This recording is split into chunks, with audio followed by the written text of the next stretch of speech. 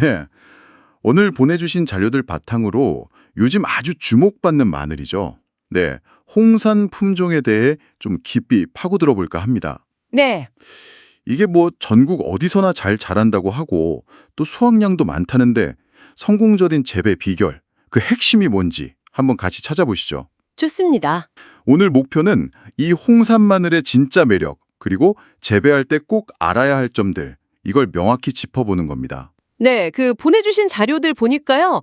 농촌진흥청 연구 결과도 있고 실제 농가 기술지도 사례, 또 재배 지침까지 아주 다양하더라고요. 아, 정말 알차군요. 네, 이 정보들을 잘 엮어서 홍산 마늘 재배의 핵심, 특히 이거 조심해야 한다 하는 점들을 명확하게 정리해 드릴게요. 좋습니다. 그럼 먼저 이 홍산 마늘, 구체적으로 어떤 특징이 있을까요? 자료 보니까 뭐 병에도 강하고 저장성도 좋고 식감도 아삭하고 장점이 많아 보이던데요. 네, 맞아요. 일단 육종 마늘이고요. 전국 어디서든 재배할 수 있다는 게 큰 장점이죠. 근데 여기서 정말 중요한 포인트가 하나 있어요. 어떤 거죠? 홍사는 그 생육이 다른 마늘보다 훨씬 왕성해요. 이게 뭐랄까 장점이기도 한데 동시에 관리를 좀 다르게 해야 하는 이유가 됩니다. 오늘 이야기의 핵심 중 하나가 될 것 같아요. 아, 생육이 왕성하다는 거요. 그래서 씨마늘 선택부터 좀 신중해야 한다, 이런 이야기군요. 자료에서도 씨마늘 중요성을 엄청 강조하더라고요. 그렇죠. 뭐 건강한 씨마늘이 기본인 건 당연하고요.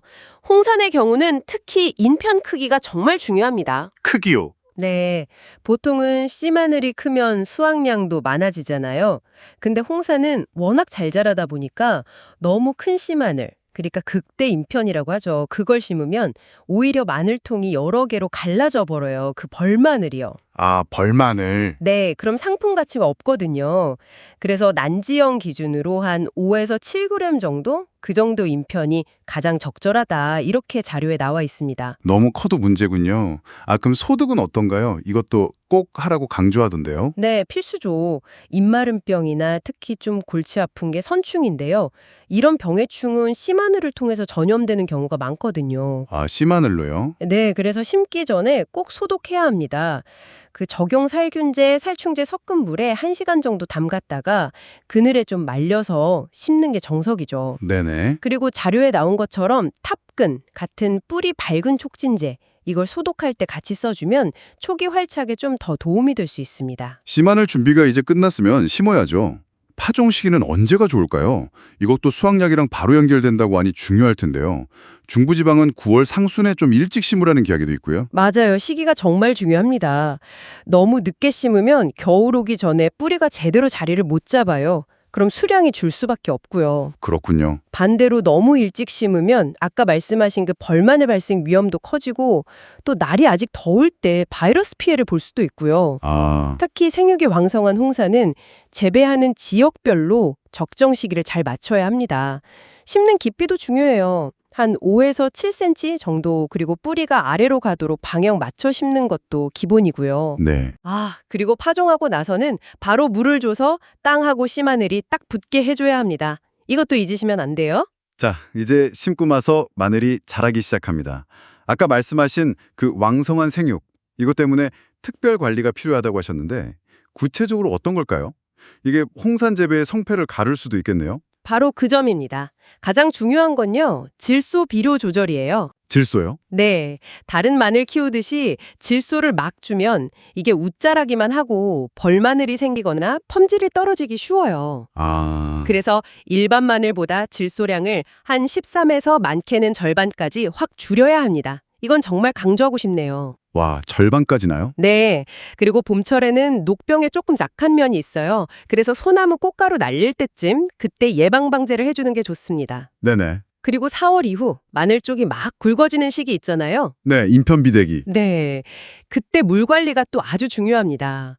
봄 가뭄 오면 물 충분히 줘야 하고요. 그리고 좀 재밌는 점은 기온이 너무 올라가면 한 25도 이상? 네. 그러면 마늘 생육이 잠깐 멈춘대요. 그때 스프링클러 같은 걸로 물을 뿌려서 땅 온도를 좀 낮춰주면 구근이 더 잘 큰다. 이런 팁도 자료에 있더라고요. 와, 물 관리, 온도 조절까지. 신경 쓸 게 정말 많네요. 근데 보내주신 자료 중에 마늘 인편 일부가 물러지는 현상? 이거 기술 지원 사례도 있었잖아요.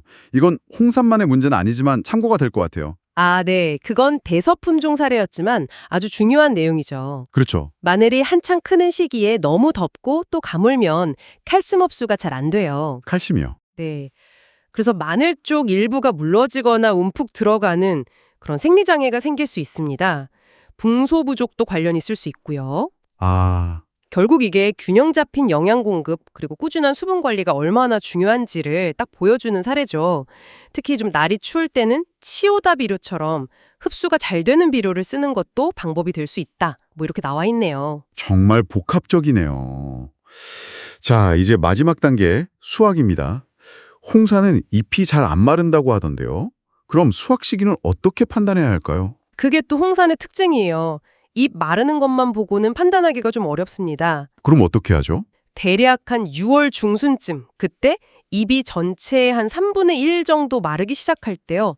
마늘을 몇 개 뽑아보세요. 아, 직접 뽑아보는군요. 네, 그래서 뿌리 힘이 좀 약해져서 쑥 뽑힌다. 그러면 그때가 딱 적기입니다. 너무 늦게 수확하면 그 마늘 쪽이 벌어지는 열구 현상이 생겨요. 그럼 상품 가치가 뚝 떨어지니까 주의해야 하고요. 열구 현상, 그것도 조심해야겠네요. 네. 그리고 수확 후 건조도 중요합니다. 홍사는 조직이 좀 단단해서 일반 마늘보다 건조가 더뎌요. 아, 잘 안 마르는군요. 네. 그래서 그냥 바람에 말리는 것보다는 그 제습 기능 있는 건조기 있잖아요. 거기서 한 30도에서 35도 정도로 한 20일 정도 꾸준히 말려주는 게 품질 유지에 훨씬 유리하다. 자료들은 다 공통적으로 그렇게 이야기합니다. 와, 오늘 홍산 마늘에 대해서 정말 깊이 파고들었네요. 전국 재배 가능성, 또 높은 수량성이라는 매력 뒤에는 그 왕성한 생육 특성을 잘 이해하고 질소 비료를 줄이고 또 물 관리에 신경 쓰는 그런 세심한 맞춤 관리가 필수라는 걸 알았습니다. 맞습니다. 그리고 아까 그 칼슘 부족 사례에서 봤듯이 이산 기후 조건에 대비한 영양 관리, 또 수분 관리의 중요성도 절대 간과할 수 없죠. 결국은 품종의 특성을 정확히 아는 것, 이게 성공 농사의 첫걸음이라고 할 수 있겠습니다. 네. 오늘 나눈 이야기가 마늘 재배하시는 많은 분들께 실질적인 도움이 되기를 바랍니다. 자, 마지막으로 이런 질문을 한번 던져봅니다. 기후변화로 인해서 고온이나 가뭄이 더러 잦아지는 그런 미래에는요. 오늘 이야기한 칼슘 흡수 문제라던가 온도 관리 같은 이런 재배 기술들이 앞으로 어떻게 더 진화해야 할까요? 이 부분에 대한 여러분의 생각은 어떠신가요?